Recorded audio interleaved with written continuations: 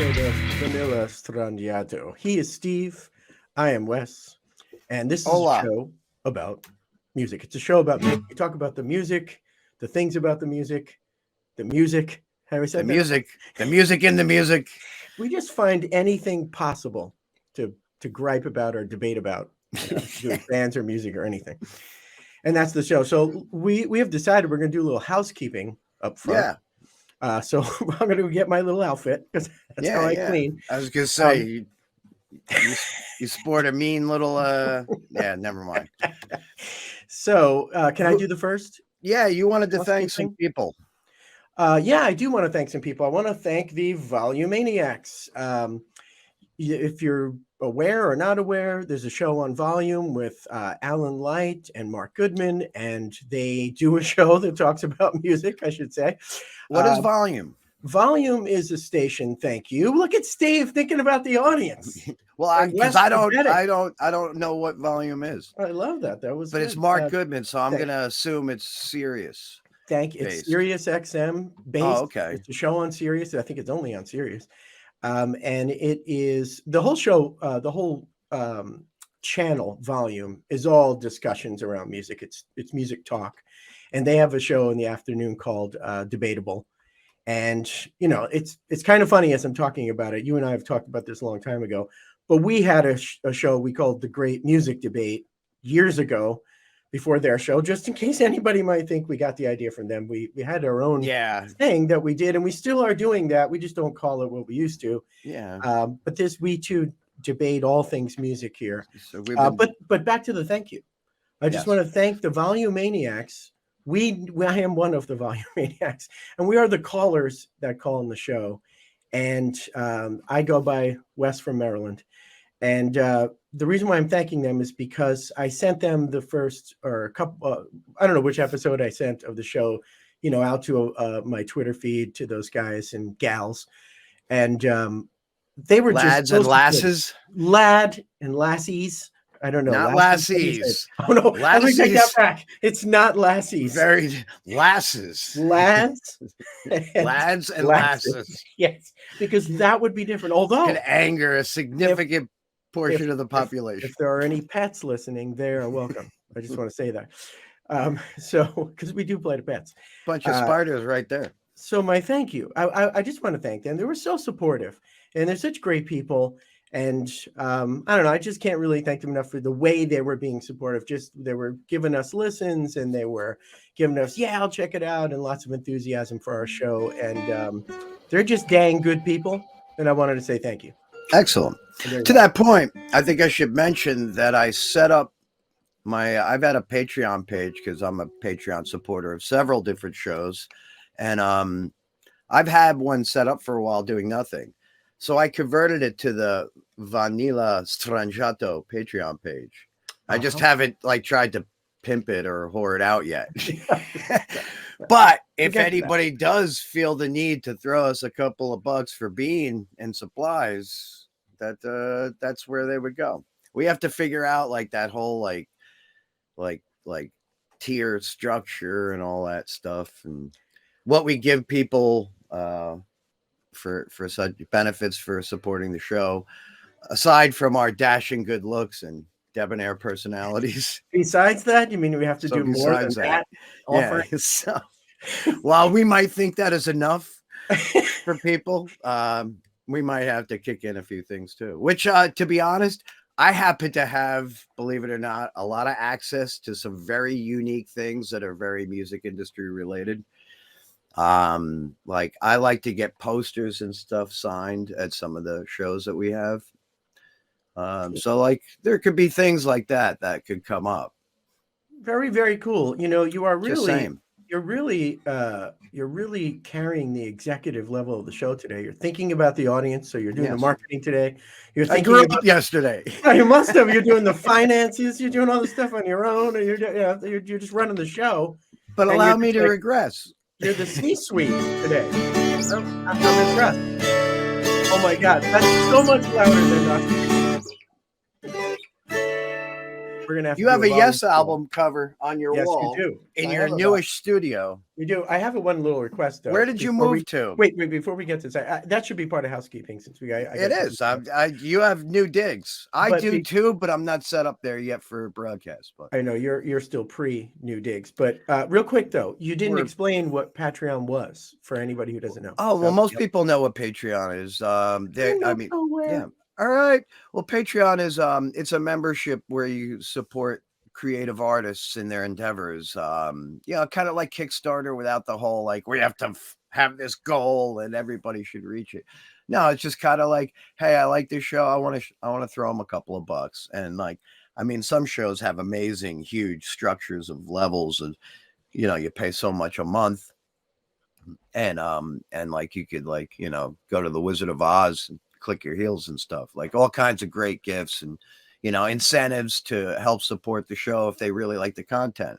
Like, I guess after about 10 years, I mean, I was pulling weekly space hangout clips and stuff and astronomy cast like on the old Pibco shows and stuff. And I never supported the show beyond promoting it on my shows and things like that. But then, and Pibco, for those who don't know, was a online radio station. But so basically once with lockdown, I was really relying on a lot of these shows to keep me entertained while I was stuck at home. And then I was like, it's definitely worth my while to support them financially a little bit. These shows I've been watching some of their shows over 10 years now. So it's like, I throw them, $5 a month, which is not a lot, but hey, it helps. Which doesn't mean we're hawking for funds, but that's how it works, right? I mean, it's a way to support. Not that we're saying no to funds. Yeah. Don't get me wrong, but I just want to make it clear that that's the way you supported your shows is a great way to explain. And totally I just want to apologize for all the times we're going to break the copyright rules and they're going to throw ads on our shows.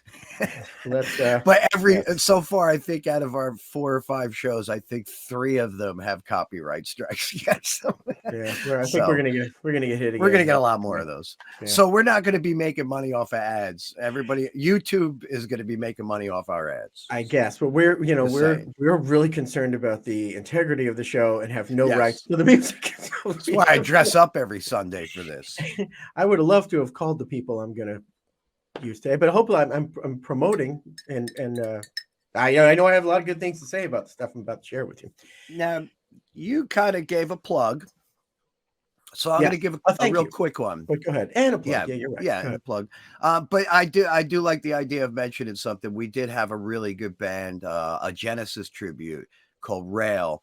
Now, if anybody has them playing in their city, I would recommend, if you're a fan of the Peter Gabriel era of Genesis, the Lamb Lays Down on Broadway in particular, which is a funny aside, a couple of people walked out of the show last night. I think they were casual Genesis fans who expected to hear the Phil Collins stuff. Yeah. But the show's called Rail, which is the main character of Peter Gabriel's double record opus before he left the band. And they play a lot of that stuff, and they are fantastic. So awesome. I just wanted to throw that in there because last time we talked, I plugged Why Not, who are also fantastic. Awesome. But good. Yeah, did you want to start with some sort of a conceptable? I do have a conceptible. Bring the day. I'd love to share with you. Yeah, I would like to order. I have something for the court. I'm gonna have to do the sharing of the screen, and so let me give this a little setup. Let me tell you right away that I'm going to talk about. I'm going to talk about "I'm the One" by Van Halen, right off the first record. You know the song. Yep. And I just want to do a little setup on it. I'll give you the reason. The point of it is going to be that there are 2 things I guess I want to say. One is the impact that had on me, which I'll spend the last. I was there. There when I had the impact on me. You mean? Yeah, I was there. You were there when it impacted me. You saw it hit my face. Yes, you're a little hot. You saw. Oh, okay. You saw the face. I'll bring that down a little. Yes. So it had a great impact on me. I'll talk a little bit about that, but I want to make the larger point, which is that song, of course, is the debut of Eddie Van Halen in all that Eddie's about to do to the world when that record hits. And by the way, at the top of my head, I'm thinking, what is it, 78? 78. 78. So 78. So I want to talk about that song in particular, because within that song, you just got the whole dose of Eddie, like all the different styles that he would continue. Because one thing about Eddie, he's my favorite guitar player, I guess, or it's Alex Lifeson and Eddie tied. But there are certain patterns that Eddie uses that I think Eddie fans wouldn't deny. They repeat. He has these certain patterns he repeats. Yeah, he doesn't everybody's usually, got their everybody's got signatures. them, but he hits almost every one of them in this song, and it's like, so you get this introduction to him, and he kind of hits it all, and he hits it all. Like, I don't know if there are overdubs in the song or not, but we all know he doesn't need them. He can certainly play that song straight through without stopping and I think they re-record did it. a lot of that record live. I wouldn't be shocked if this is just a take straight way there's through. There's a itload of demos from that era up on YouTube. Yeah, and there's the one from blanking that most I haven't listened to any of them. Well, there's one, and they're doing the one, and he plays everything pretty close to the record, but you can see the athletics. I mean, and that's what it's about. It's about athletics. The guy is playing, basically, he's introducing to us what it means to be an incredible player who plays incredible rhythm and incredible solos at this, like just switching back and forth seamlessly. Yeah, he doesn't get a lot of credit for how awesome his rhythm work is. Oh my God. Like, there's certain songs that I would not really care for, but there's certain things he does in the rhythm, no matter how I may be 50-50 on the vocal arrangement. Like stuff like on Van Halen too, but I'm sorry. Go ahead. As far as I'm concerned, that's a show right there. Just Eddie Van Halen's rhythm tracks. I totally agree. Take apart Van Halen 2, which is a record not enough people talk about. So let me see if I will be able to share what I am trying to share, and we'll go through it a little bit. I don't want to exhaust it too much. I just I remember borrowing that 8-track from Tracy Donahue growing up. Like, my first exposure to that record was an 8-track, which I don't want to get into the pain and the everlasting psychological trauma that came with 8-tracks. We could spend a whole show on that. Well, yes, we could do a separate show on that. And before I get into this, I'll give you the impact quickly. I got this record, Van Halen 1, on a cassette that was just, I think it was either Mark Blank or it just said Van Halen 1, and I didn't know Eric? what it was. No, my cousin Eric. It actually was my sister was dating a guy, and he just came up with this tape. I think honestly he might have stolen a boombox from someone, and maybe out of guilt gave me a tape. I was a kid, and he was like, "Here, you can have this tape." And I was like, "Oh, okay." Anything he would have given me, I would have listened to, because he was like an adult, sort of. So anyway, so I listened to this tape. I don't know what it is. And I'm an Aerosmith fan at the time. I'm maybe, I guess, 12. And I'm just blown off the face of the earth by what I'm hearing. It's just, there's no metal yet. There's nothing to touch this yet. There's only little bits and pieces you could get from certain artists and records that might get the intensity of what Van Halen was doing there. And I was just blown off the face of the earth. And this particular song was immediately my favorite song. So let me finally get to you just playing it. Hey, wrong one. So let's just listen.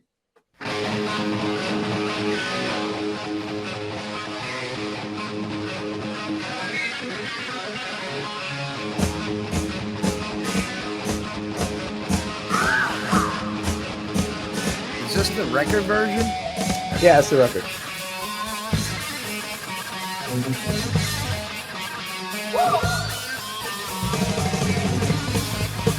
Sounds remastered.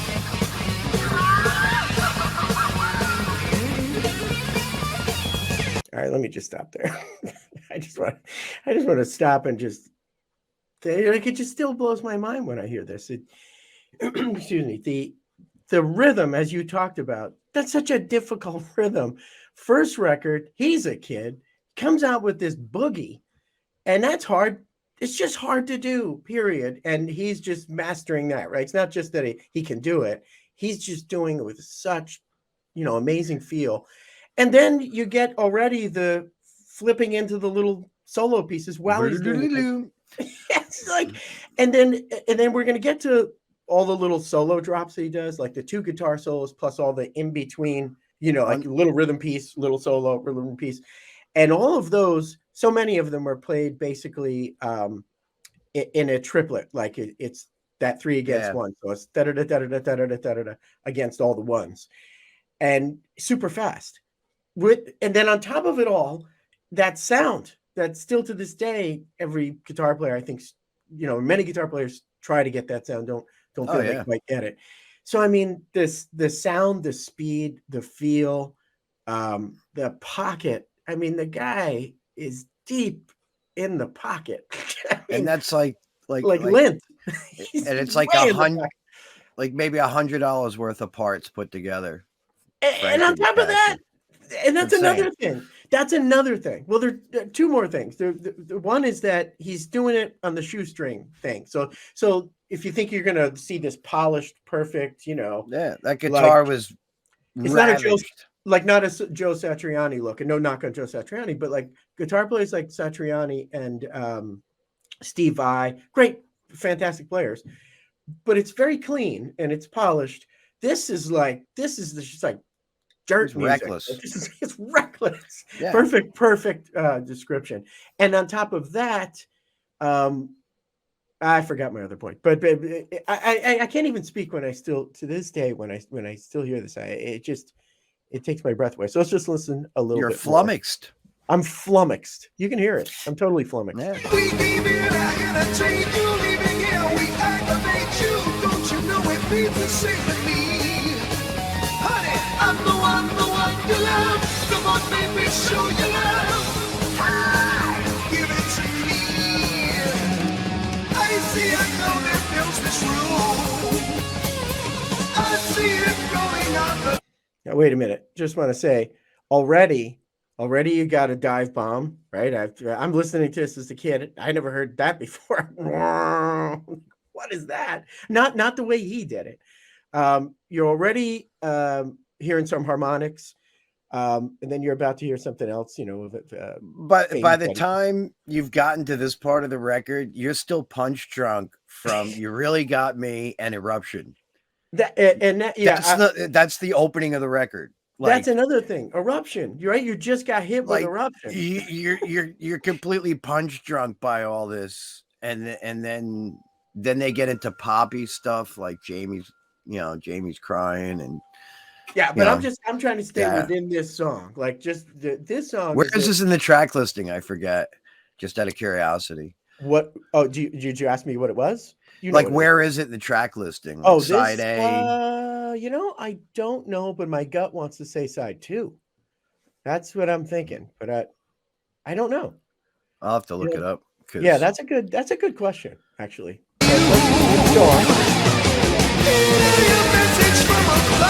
Oh, the other 2 things are, you got already, he's on his boogie, right? His boogie is total blues.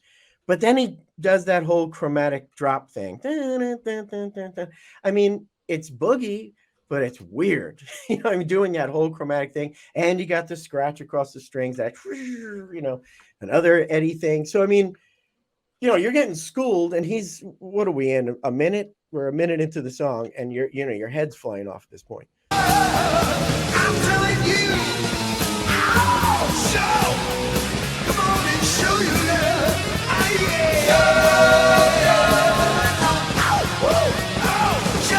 There's another one doing that sort of holding the whammy bar, moving around and bending as he moves. So partly the note moves because he moves on the neck, but partly the note moves because he moves the bend.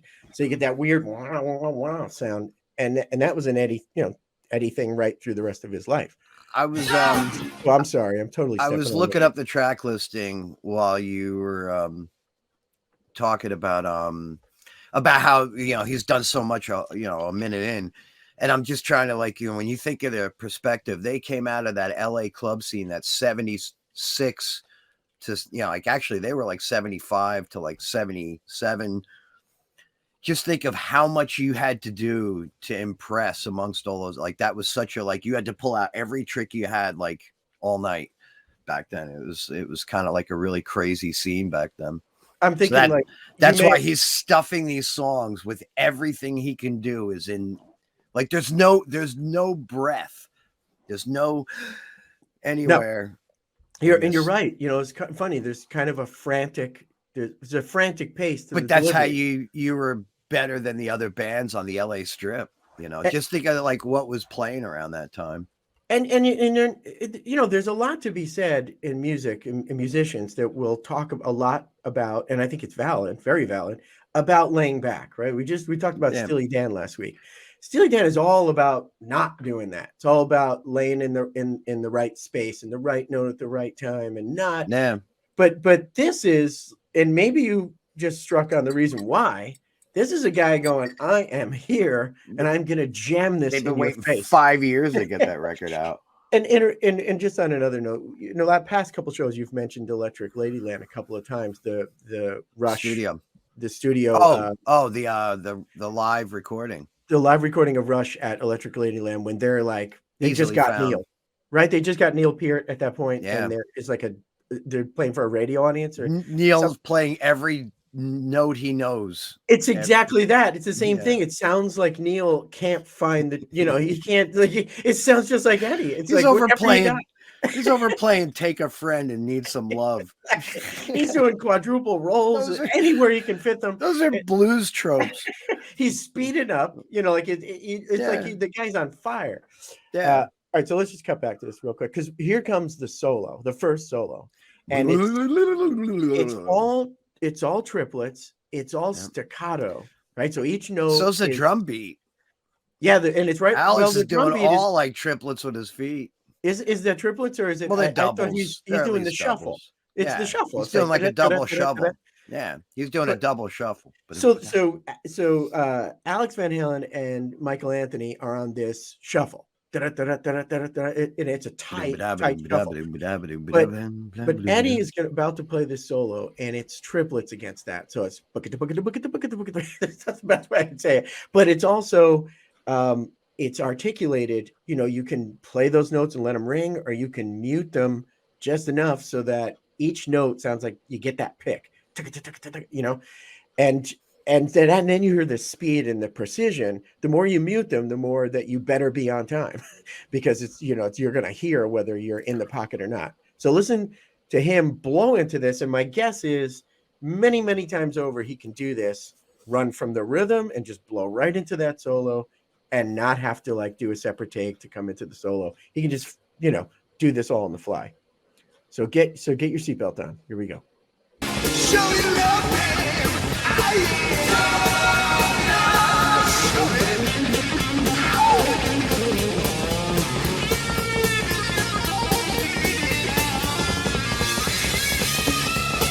All right, wait, gotta stop. So you had this staccato triplets up the neck, and there's an Eddie Van Halen thing. And then you had the run up the neck, it's that taking the 2 octave notes, the 2 notes an octave apart up the neck, typical Eddie thing. And then I forgot the other one. I get so freaked out when I hear him. Oh, it's the other one is some more pull-offs. I know you heard eruption. Oh yeah. Some more pull-offs. So in other words, Eddie is pulling it all out. And I'll tell you the thing that I don't hear Eddie do in the song, I'll just tell you now. It's the only thing that's an Eddie thing that I don't think I hear in the song, and it might be wrong. Guitar players, please comment in the bottom and correct me all over the place because I might be blowing all of this. But he doesn't do fan picking that I hear. I don't hear that, Eddie Van Halen fan picking. What the sweep? No, not a sweep, where Eddie has that ability to, position his hand, he holds the guitar with his pinky. He bridges his hand over the strings with his pinky, so it's like so his wrist is very in a position where he can really swing it back and forth like freely.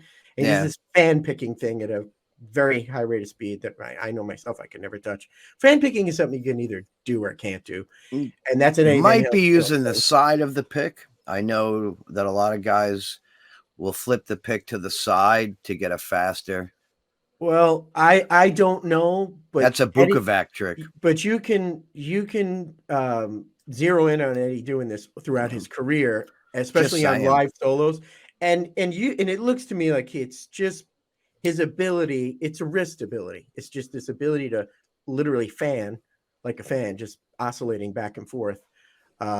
Yeah. So anyway, but that's one of Yeah. his techniques, and I don't hear it in this song. But anyway, I hope maybe somebody will correct me if that's not the case.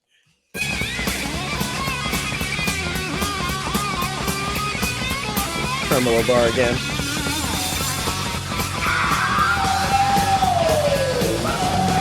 Did I mention this is last song, side A? Oh, it's the last song, side A. It's Yep. not on fire. I'm the one, on fire. Come on, baby, show your love. Wow. Hey, listen That's to this. me. Yep. I did not know that. It's the last song. Oh, last song of side A. Yeah. Okay. All right. So that's one song away from where. Yeah, you're already dizzy at this point.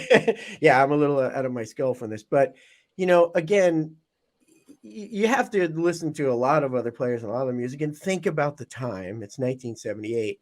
I just don't know that anybody can rip the way he just did in that solo and then drop back into rhythm and have the kind of shuffle boogie groove feel he has.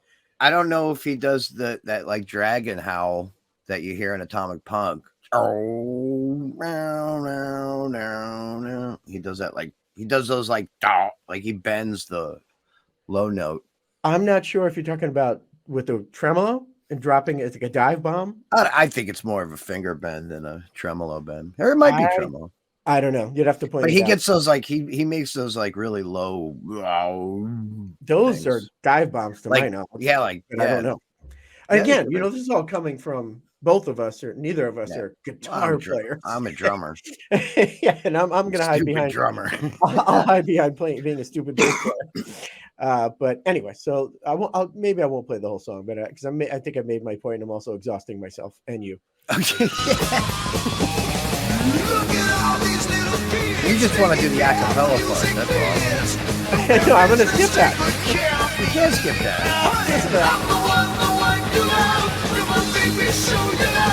Listen to the chromatic part here and what goes on between. Harmonics. And then of course an Eddie drag.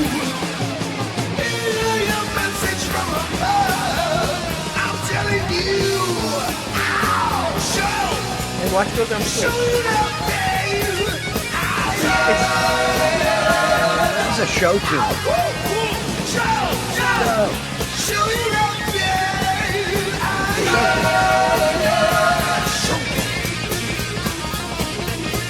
But yeah, they showed off every chance you got. There was your sleep, your fan. You heard your fan. No, there's no fan pick. No fan picking. You pointed out. Hold on. That was fanning. Show me. That was pure Dakota fanning. Show me.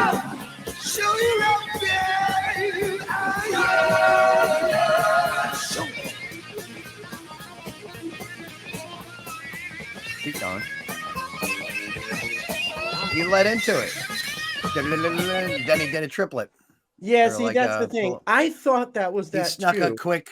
It's a double stroke. That's all. The typical thing he does with the fanning is he moves up the neck, usually fanning. It's a way of sounding fast. But he moved up it there, but he did to lead into those pull-offs or whatever he did. But he was articulating notes on the way, so it wasn't just holding the note, fanning it. It was playing those triplets. Well, he went. It doesn't sound like that. I heard a good 2-beat run of. But that's not a fan picking. I'll have to pull that up. Maybe if we have time, I'll pull up. It's like a pocket fan. So anyway, look, I don't even know if I should continue. It's just too much. I'm losing my marbles. I made my point. The whole point is that you get, to me, for what I think, you get all of the Van Halen tricks, if you will, all of the Van Halen speed, groove, that record, articulation, the dive bombing, the whammy bar, perfection. you get it all in this song, and I you think get every song on that record you more or less do. Well, but see, I would disagree with that. Yeah. That's really my point about this song is this is the whole package. That's what when I go with this record. I mean, I'm on Fire is another song that I felt like was worthy of some of these things in its own right, but it's just like Atomic Punk was always one of I my got no faves. words. Atomic Punk is another. It was also one of my Yeah, favorites. big favorite song for me. And you got a whole nother thing going on there, Yeah, a Van Halen thing to do with the first time I really heard like, and you hear like, the phase shifter, ding, ding, much more so. I think it's ding, the phase ding. that he uses, like that. You know, is that blew my 11-year-old mind. When that record came out, I was 11. And I'll close it out with this because I'll go on forever if I don't. So let me just say, and I won't play it, but for the audience's sake, let me just stop sharing this. Hold on. I almost took you out of there. That would have been a big mistake. That would have been a big mistake. You're still paying me either way. Either way, whether I'm here or not, I get paid. You're back at the sea level again. I get paid. You're back at the corporate level. Hold on. Let's see. What did I do? Did I screw things up? You know, I never screw things up. That just never, ever, ever It's happens. not you. It's the gremlins. For anybody who know what they say about them AA cards. Bugs Bunny. If anybody wants to hear the solo guitar track is here with nothing else. It's more fun listening to the vocal track.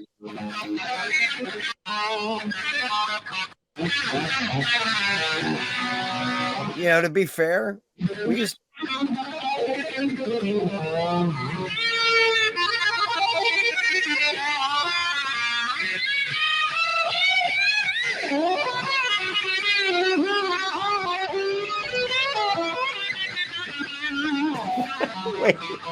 wait, that's one more thing. There's another thing that Eddie did in this song that he did the rest of his career. He listens to Alex. That's what he listens to, not Michael Anthony and not as much Dave. They were opening for Rush back then. Wait, aren't they? He listens. Hold on. He listens to Alex, like that's who he's tuned into. And Eddie doesn't think like, oh, I'm in my 4 bars and I'm, I got to stay in that rigid structure. So often you'll hear Eddie do a phrase that sort of steps into the next set of bars, but then comes back really cleanly. But it's just not the way you would have felt you should have come back because he's in 4/4 timing. So you're thinking, oh, he's going to start the new phrase here. And he'll come back and you could hear it's just he and Alex are so tuned in. He never gets lost, even though he'll forget about the 1 and the 4. So he does that in this song after he went up that big run. He'll come back and he'll articulate. That's another Eddie thing, is to do some fast, speedy, bendy stuff that's wild. Come back and play like articulated blues notes that sound more like, that B.B. King was the original author of, And it's like, now you're going to switch and do that with total precision after you're, jumping off buildings. You're just going to stop and play like B.B. King. It's just, I can't. So, I mean, they started music education he's a trained piano player, isn't he? I think he started on classical guitar, flamenco. No, he started drums too. And he started drums and Alex was, I thought he did a lot of piano. You might be right. I don't know. So. And I know their father was a musician and that's how they were brought up. Like they were the Yoles of their day. Doug and Drew Yole. You'll have to reference. You have to do that justice. Yeah. Or put it in a blurb. Here, I'll just say, kids we grew up with that started lessons from their musician father, jazz musician at like 6, and session musicians with Phoebe Snow, Doug, Suzanne Vega. Doug tours with Joe Jackson as a drummer. Started very, very early music education. Sophie B. Hawkins. To parents, start them early. If they show the proclivity, do it early. Can we speak to the parents of the past, or is this only present and future parents? They don't talk to me. So those guys deserve a lot of credit, just in their own right as musicians. just great musicians. Maybe we should. We should have Doug on the show. I was gonna say, I was gonna say we should try and I don't know if we can figure that out, but we should try and do that. Where I was gonna suggest we pull Riario in first. Well, Paul, and now you're gonna have to. Now you're gonna have to fix that one, because now we can't just drop a name and not say. Sure, he's a friend of ours that works for Guitar Magazine, but I have a Guitar World, yeah. So and is a phenomenal guitar player in his own. Yeah.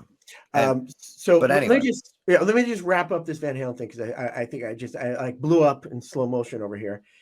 So I'm just saying that this song, to me, it hits me like, now I have to live the rest of my life with this guy, this Van Halen guy, because that just knocked my head off. And one more thing is, I know I'm doing one more thing, but in this soloed guitar track that I just played you, where it's just the isolated guitar track, you'll hear the imperfections much more so. You'll hear him be in the rhythm, go switch up to the solo and get there a little late or get there a little sloppy. And that's maybe the most beautiful thing about Eddie Van Halen, is that he doesn't care to get the polish. Look at Steve Howe. He cared, but before you go there, he cares to get it's all about the feel. Eddie will deliver the note that will melt your face or your heart or something, not care that the slide up on the way up was greasy or fell off, or it's all about how the impact of the music, not like how polished it is. And so it's good to listen to that isolated track, because you'll hear Eddie teaching people what matters and what doesn't. I'm just so blown away by that guy. And I didn't even give you a chance to give much of a take, because I went crazy. So yeah, I'm going to shut up and listen. Anything you want to say about it, I'd like to shut up and listen. I was just going to say, we learned that early from Steve Howe. He dropping notes all over the place, but you didn't care. He was doing like 8 fret stretches on the low end of the neck. Yeah, not the high end of the neck. His pinky goes to his fingers, forefinger, like maybe like that. Yeah, it's ridiculous. Reed Richards, but yeah, I mean, I just remember, as a kid, we had a lot of fun isolating the vocals a lot. Before anybody got their hands on these isolated, we were doing that. I remember a lot of time making fun of those vocals. But yeah, I mean, that record, I mean, look at you were a big Joe Perry head when I met you. So hearing that compared to Joe Perry and, the 70s guitar players of the day is that's a whole setting. Yeah, that's the setting for me. I'm kind of Joe Perry is a guitar player. That's my idea of a guitar player. Joe Perry, the roughness, the rawness, the uniqueness, and also a guy who cared about melting your face more than anything technical. Yeah. But then Eddie just it's a whole different world. I love Joe Perry, but it was a big shock to people like Joe Perry. I think the whole world must have been like, they were afraid. Want them opening for you? That. Yeah. Well, that's the problem. That's the problem. They blew everybody away. It's like when it's funny that documentary that we're gonna get into another day. That I sent you that has all that old footage. Forget the name of it. About the 70s.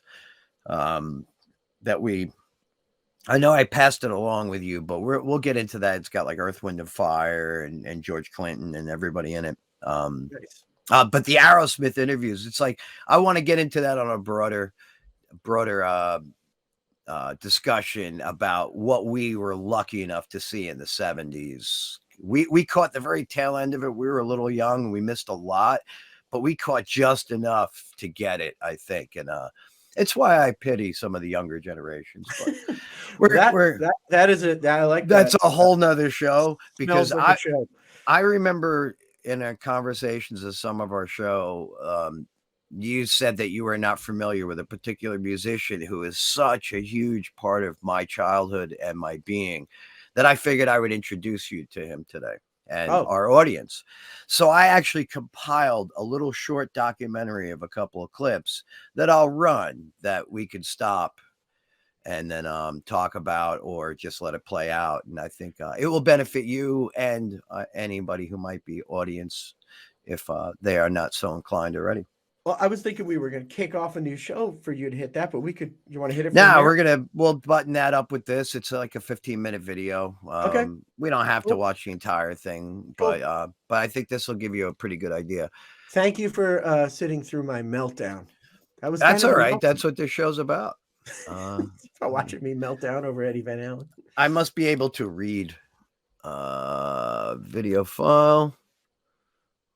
Let's see what we got here. See if this works. Gee, I hope it works. Yeah, so many different piano players, starting with Little Richard and Jerry Lee Lewis, Fats Domino, Floyd Kramer, going through the whole roster till suddenly in the late 60s, I heard a record by Delaney and Bonnie. And I thought, wow, this guy who plays on this record, he's got everything I like. He's got soul and gospel and kind of bluegrass and everything going. And then I went to see Delaney and Bonnie in England, and I saw him, and he looked like something from outer space. He was pretty amazing. But then he did the Joe Cocker, Mad Dogs and Englishmen, and then he really looked like something from outer space.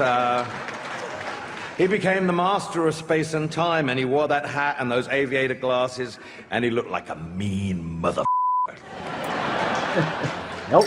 I met him after the show, and not only was he sweet and kind, he gave me a recipe for my voice, which I still use to this day, and he asked me to do some dates with him. And listen, he was my idol. To meet him, I was shaking. For me, he sang, he wrote, and he played just how I wanted to do it. Only recently have I discovered how many people's records he played on.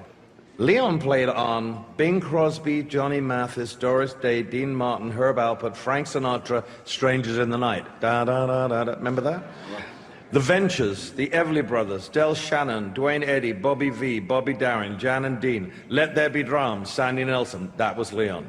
The Fleetwoods, Come Softly to Me, that was Leon. Yeah. Connie Francis, the Crystals, the Ronettes, every Phil Spector record. The Byrds, Mr. Tambourine Man. Delaney and Bonnie, the Beach Boys, every Beach Boys record, including Pet Sounds. J.J. Cale, Harry Nilsson, Bob Dylan, Joe Cocker, Freddie King, and B.B. King, just to name some of them that he played on. How's that for a resume? I can't believe I never heard that. How does a guy play on all the Phil Spector records and all the Brian Wilson records, and I haven't heard about it? I mean, and it just, I don't know how I'm been asleep on that. I think I just reeled you in. Wow.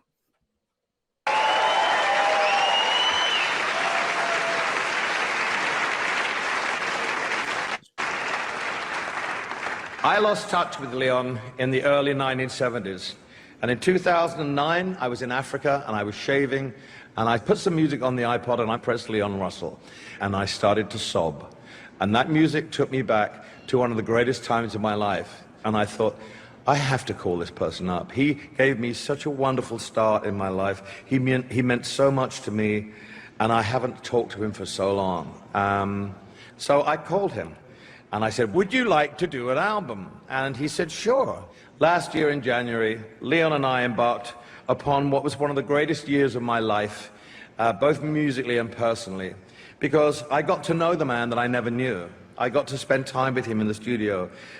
He was frail when he came in the studio. He had a 5.5-hour brain operation. And suddenly, with the love from the musicians in the studio and all the other peers that came to pay tribute to him, he became stronger. And I said to him, there's one thing I want for you. I want people to acknowledge you for what you've done, to remember you for what you've written, what you've played on, and for you to be proud again of what you've done. To that point, I know I've mentioned some of the other shows, and I flashed some of the pictures of Leon Russell, the 2 times he played in the Sherman Theater, which for me, that music goes back to, I mean, I remember learning the words of those songs 4 or 5 years old. So it's a real deep connection between me and my mom in particular. So those shows were huge, and to stand on stage with him was just, and the piano that I showed, Elton John bought him like this $80,000 piano for him. But yeah, it's just like to be in the presence of that kind of greatness. And I mean, people that don't know him will get a better idea in a few minutes. But yeah, it's the kind of spiritual high that means a lot to me.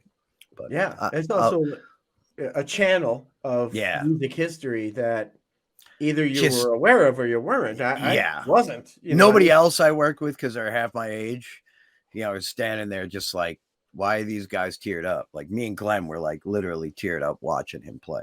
But anyway, let Elton finish. And I want you to be in the Rock and Roll Hall of Fame. Sir, and here we are a year later, and he's in the Rock and Roll Hall of Fame.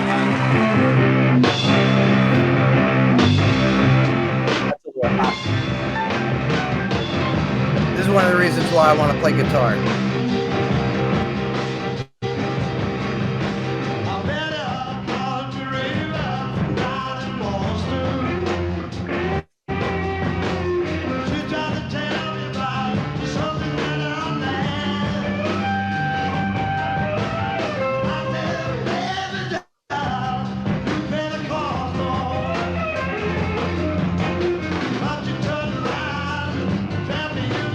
I'll fix that lag in post, by the way.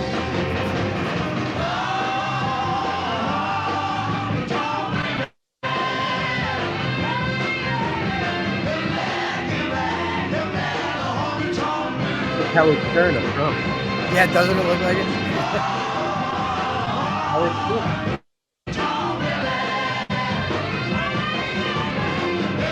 Makes me want to get a top hat.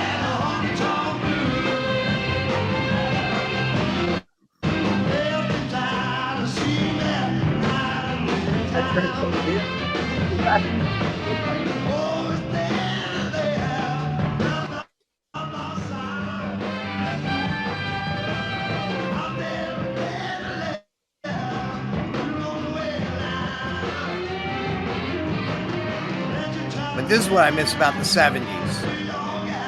Look at this community.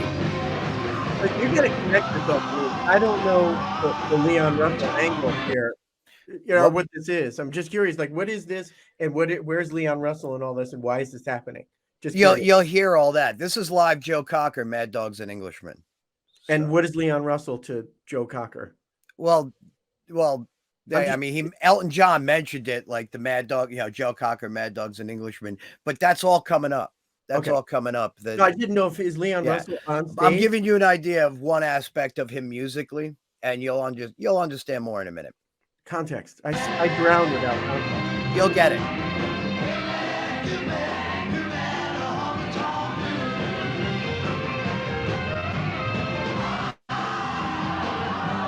You got the dude who plays the early music.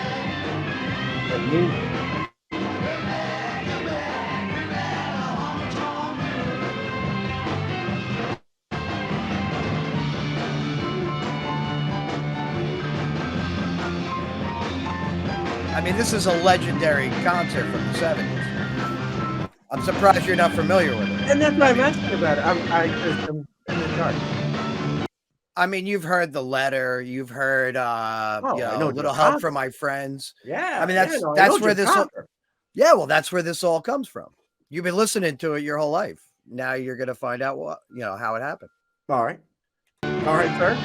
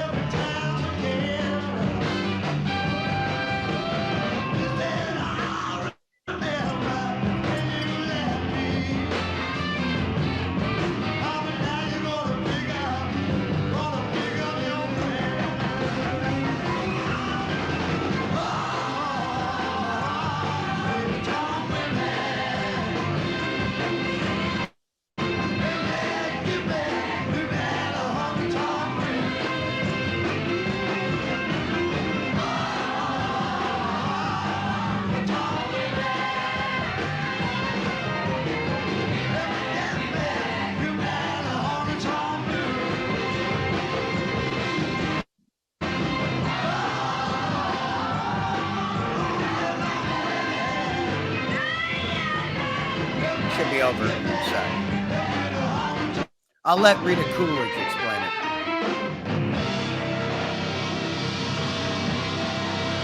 That looks like very.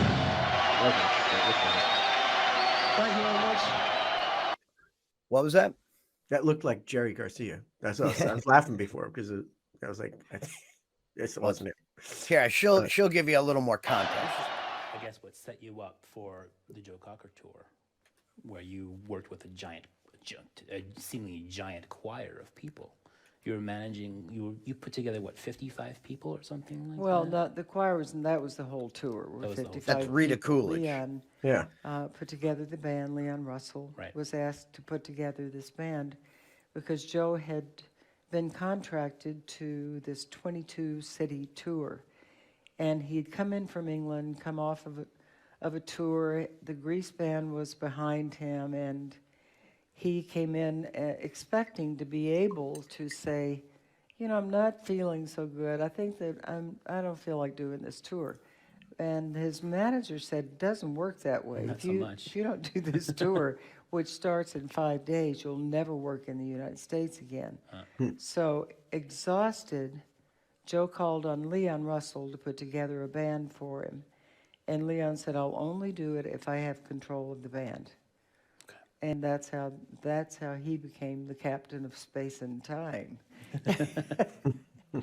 And Leon started calling people, and he reached out to me, and I started calling people. He had already called, he said, I've called this person, the Matthews brothers, and some people that ended up in the choir actually came to rehearsal because we had kind of an open rehearsal, and we rehearsed like 12 to 14 hours a day for 4 days. And during those rehearsals, people would kind of wander in, and Claudia Lanier was one of those people who just went, somebody said, come on down, we're going to this great rehearsal that's going on with Joe Cocker, and you need to see what's going on. I think it was Graham Parsons. And she came down, and Leon, said, I hear you can sing. Do you want to sing something for me? And so she sang for Leon, and he said, you're hired. And she had a solo on the tour. So I called some people, but some people kind of came in through the side doors and just ended up there. There were a lot of people standing up where the choir mics were who were not singers. They were girlfriends and wives and just best friends who got invited on the tour because at one point, Joe felt like it was starting to get out of control already during the rehearsals. And he said, do we really need 4 drummers?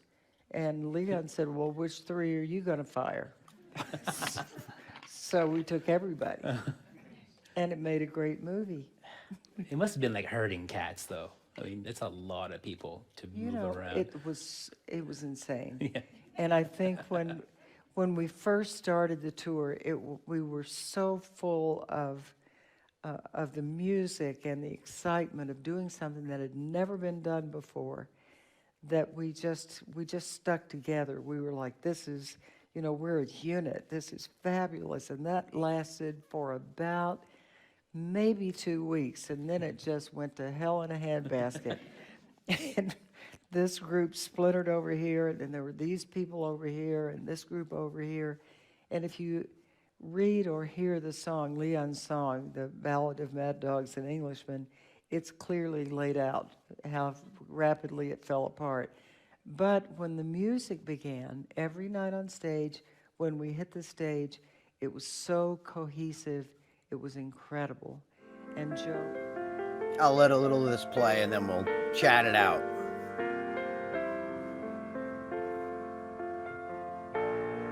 See if you hear the little Richard influence. In this? Coming up. This piece?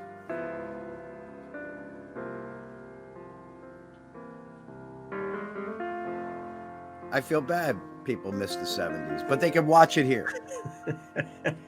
You didn't think I knew how to round the road. Well, I got the boogie woogie right down in the building soul. You wanna think you would walk back?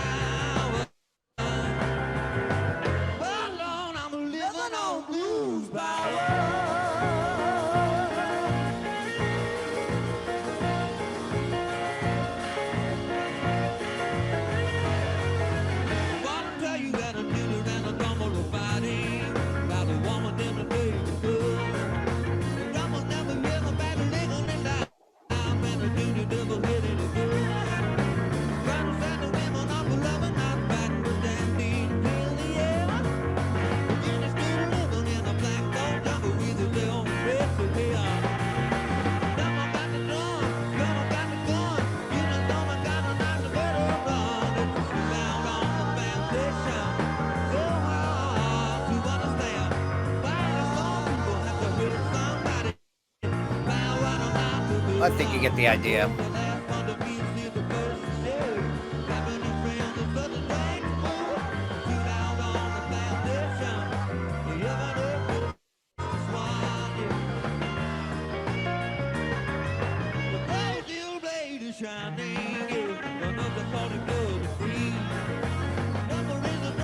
That's I'd say that's where I get the let me exit full screen, and then how do I stop share? I think You want to stop the share? Yeah, let me just get over there. I have my computer Yeah. too many miles away. I'm There you go. trying to. I got it. It's All right. up now. Oh, okay. But yeah, that's where I get a lot of my like gospel influence and you know, he's a Oklahoma boy playing in bars at like 14, you know, just like that amazing story from the 60s and 70s that we've heard a bunch of times about how these guys came up playing with adults when they're in bars at like 15, 14 and you know, performing at like fairs at like 10, 12, you know, like just living and breathing it. But yeah, you too didn't realize. I too was blown away when I saw Elton John give that speech. I was just like, I never realized. I mean, I knew he was involved in a lot of things like Mad Dogs and Englishmen and a bunch of stuff, but I had no idea he was that entrenched in what he did. Yeah, and that's why, you know, I'm really totally yielding to you to take the lead on, you know, what this is, because I mean, I hear his voice and I hear Tightrope, like Yeah. maybe the average person Yeah, might, that's because the Tightrope, you know, was a huge hit, and you still hear it, and it's such a unique voice. Like, yeah. you could, you know, it's Tightrope, but then after that, I know nothing. I didn't know Yeah. he had that kind of. Yeah, what he track did for record. Joe Cocker, he made Joe Cocker a household name, like beyond belief, because he took all those songs, because Joe Cocker's always done cover songs. He's Yeah. always pretty much done cover songs till I think later in his career. But still I think people wrote for him. But like, I mean, that, you know, it's all that R&B and Southern soul and jazz and gospel, because he was knee deep in that stuff growing up. And that's why that, like, that honky tonk woman version to me is just like, it's got that swagger to it, that Southern, you know, when they talk about, like in The Last Waltz, when the band talks about, you know, they'd have the county fairs and then they come back for the Jubilee after midnight. And he's like, the songs got a little faster. The dresses got a little higher. You know, people got a little sassier. Like that's honky tonk. yeah. And that's what you're hearing with that, which is awesome. And do you know the story? Like, is he come up as a session piano player? Well, he was before he went out on his own. What is it, piano? Like, that's what it is? Or well, is there he was vocal? a piano. Was he singing on all those records? Or I just said, because Elton obviously knew, and you know, I just don't know. Yeah, he did a lot of piano and stuff, but he did a lot of arranging and things like that. Like he'd arrange. Interesting. I mean, he's done everything. He's a captain of space and time. And where's he from? I mean, Oklahoma. Oh, you said that, Oklahoma. So, so you could see. I mean, there's a whole, like you said, there's this. Would you call it swagger or swing? Yeah. Or, you know, you get that whole Western, Southern. Yeah. You know, vibe going, which is probably why it's so interesting in part to Elton, because you know the English fascination with the South and the West of America, and our fascination with them. You know, it goes that two-way thing. But no idea. Just totally clueless.